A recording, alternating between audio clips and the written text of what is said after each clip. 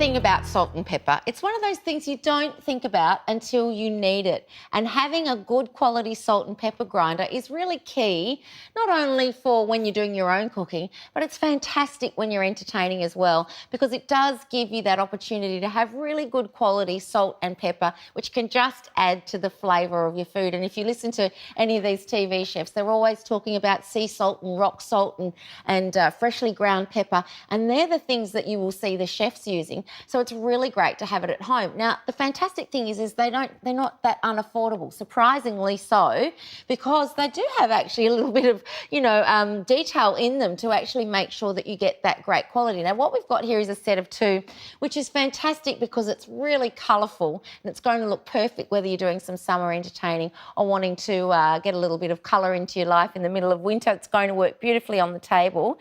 And these are really nice and easy to squeeze. You don't have to replace them with batteries, which is handy. You don't have to worry too much about the actual action of going backwards and forwards as you often do with grinders. So I'll give you a little demo of these, but I do want you to know the 2 things that are probably most important is that there is stainless steel here, which is going to keep them nice and tough, but also they have the long-lasting ceramic grinding heads, and that's generally what we look for when we're talking about salt and pepper grinders. So with these, they're about 19.5 centimetres tall. You do get the 2 in the set, which is fabulous.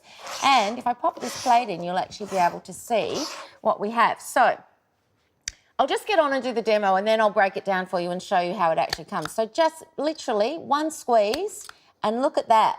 So you can see how much salt you're getting in one hit. If we have a look on the plate here. So that is 1 squeeze of salt, and if you stay there, I'll go again. I'll do it over this side a little bit so that we can see here.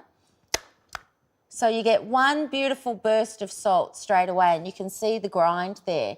Now what you have is the option to adjust the grind to 5 different settings. So I'm not sure whether you'll see, but here's a little arrow. There's a little arrow on there, and then there are indentations or markings on the bottom, and all you do is spin it from 1.